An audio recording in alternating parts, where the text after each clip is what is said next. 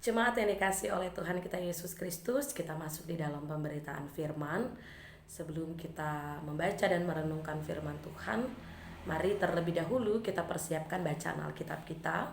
Kisah Para Rasul pasal 10 ayat 34 sampai dengan 43. Sebelumnya, mari kita berdoa.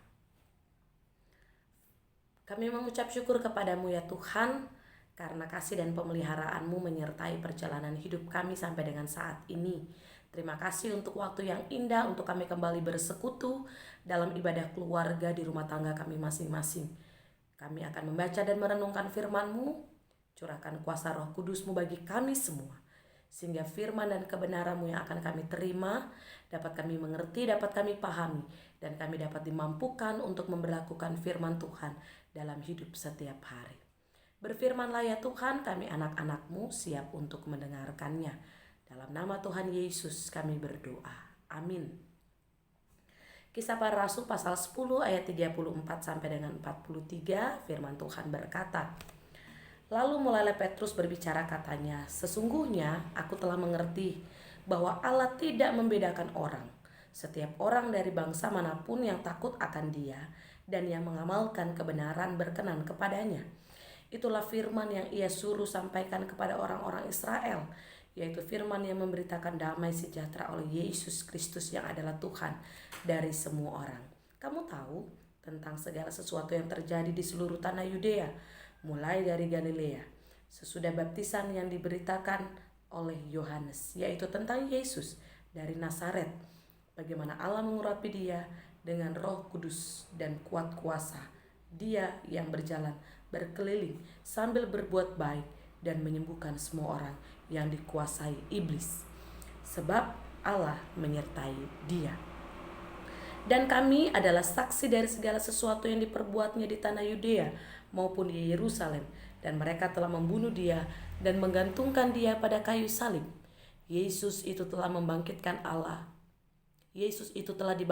Allah pada hari yang ketiga, dan Allah berkenan bahwa Ia menampakkan diri bukan kepada seluruh bangsa, tetapi kepada saksi-saksi yang sebelumnya telah ditunjukkan oleh Allah, yaitu pada kami yang telah makan dan minum bersama-sama dengan Dia setelah Ia bangkit dari antara orang mati.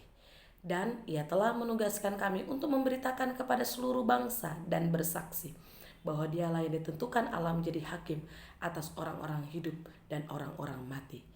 Tentang Dialah semua nabi bersaksi bahwa barang siapa percaya kepadanya, ia akan mendapat pengampunan dosa oleh karena namanya. Demikianlah pembacaan Alkitab. Terpujilah Kristus. Haleluya.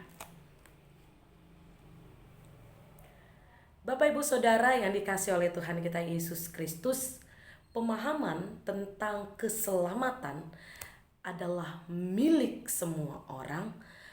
Keselamatan adalah milik semua bangsa. Inilah yang harus terus digaungkan.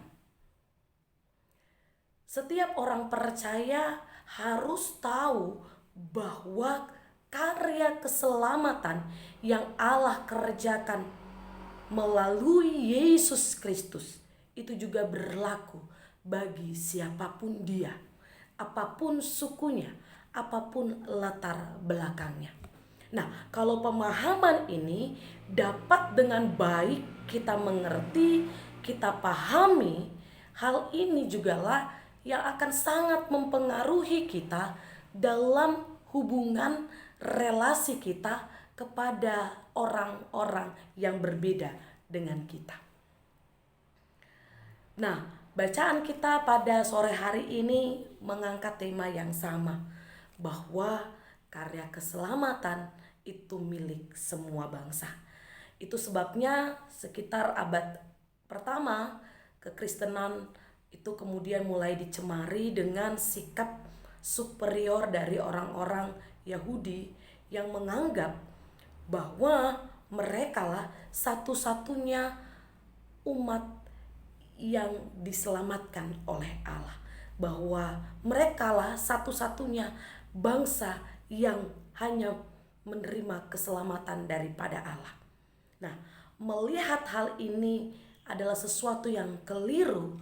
Allah dalam tuntunan Roh Kudus melalui Rasul Petrus dengan lantang mau mengumandangkan bahwa pemahaman seperti ini sangat-sangat tidak benar, bahwa pemikiran seperti itu sangat-sangat keliru. Oleh karena itu dalam bacaan kita diperlihatkan satu kisah yang menarik dalam perjalanan pelayanan Petrus. Dia kemudian berjumpa dengan seorang yang bernama Cornelius. Dia adalah panglima berkebangsaan Roma. Dalam perjalanan dia berjumpa dengan Cornelius, diperlihatkan bahwa Cornelius sekalipun dia ini berkebangsaan Romawi, Roma, tetapi hidup dan kehidupannya itu melakukan apa yang dikehendaki oleh Tuhan. Dia hidup dituntun oleh kuasa Allah, kuasa Roh Kudus. Nah, sehingga akhirnya dalam perjumpaan antara Petrus dan Cornelius diperlihatkan tanda bahwa inilah bukti bahwa Allah mengasihi semua orang. Jadi saat Cornelius memberikan hidup dan kehidupannya untuk menerima, percaya dan melakukan kehendaknya, kasih karunia Allah juga berlaku dalam kehidupan mereka. Cornelius akhirnya memberi diri untuk menjadi orang percaya, menjadi pengikut Kristus. Tidak hanya dirinya, tidak hanya juga keluarganya, tapi semua orang yang ada dalam rumahnya. Disinilah kita melihat bahwa kasih sayang, cinta kasih Allah melalui Yesus Kristus yang telah diterima oleh para rasul, itu juga lah yang kemudian diteruskan untuk juga dialami dan dirasakan oleh setiap orang. Dan contohnya dalam bacaan kita dialami dan dirasakan oleh Cornelius. Nah, Bapak Ibu Saudara yang dikasihi oleh Tuhan, bagi kekristenan pada masa para rasul, Allah memakai Petrus untuk berbicara dengan tegas sekaligus memberikan keteladanan agar tidak membeda-bedakan setiap orang apapun suku bangsa mereka. Nah, sekarang dalam kehidupan kita, siapakah yang kemudian juga Tuhan pakai untuk menjadi teladan dalam sikap hidup yang mengasihi semua orang? Jawabannya tentu adalah kita. Bapak, Ibu, Saudara, dan saya. Kita adalah orang-orang yang mau dipakai oleh Tuhan untuk menyatakan cinta kasih Allah. Kita telah menerima karya keselamatan daripada Allah. Kita telah merasakan bagaimana hidup dalam cinta kasih Allah. Oleh karena itu, mari saat ini dalam perjalanan hidup kita, jangan kemudian akhirnya kita menjadi anak-anak Tuhan yang sikap hidupnya eksklusif. Jangan kemudian kita menjadi anak-anak Tuhan yang malah sibuk membangun tembok-tembok penghalang. Jangan malah kita sibuk menciptakan jurang-jurang pemisah. Tetapi mari dengan karya keselamatan yang sudah kita alami dan terima terlebih dahulu, kita berlomba-lomba untuk juga mau hadir membawa karya keselamatan Allah lewat hidup dan kehidupan kita di tengah perjumpaan kita bersama dengan saudara-saudara kita yang berbeda. Kita ada di bangsa dan negara yang majemuk, bangsa negara Indonesia yang penuh dengan keberagaman, berbeda suku, bahasa, berbeda keyakinan. Tetapi di tengah perbedaan itu, jangan kemudian itu menjadi penghalang kita untuk terus menyatakan karya keselamatan Allah.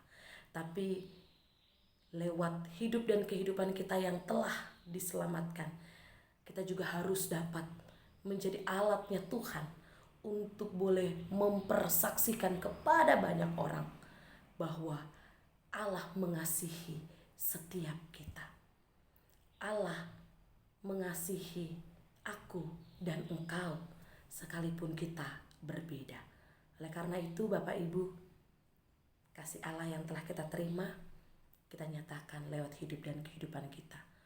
Baik saat kita ada di tempat kerja kita, baik saat kita ada di tengah kehidupan bermasyarakat kita, baik saat kita ada dalam perjumpaan di mana-manapun kita, Tuhan hadirkan.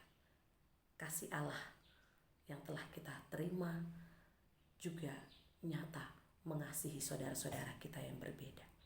Itulah tugas tanggung jawab kita bersama membangun kehidupan bangsa dan negara kita dengan hidup yang di dalamnya penuh dengan cinta kasih, persaudaraan, penuh dengan sikap saling menghargai, menghormati.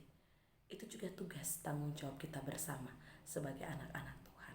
Sekarang mari Bapak Ibu, dalam hidup dan kehidupan kita di tengah dunia ini, bahkan di tengah kehidupan bermasyarakat, Allah yang telah kita sembah mengasihi dan mencintai kita tanpa syarat.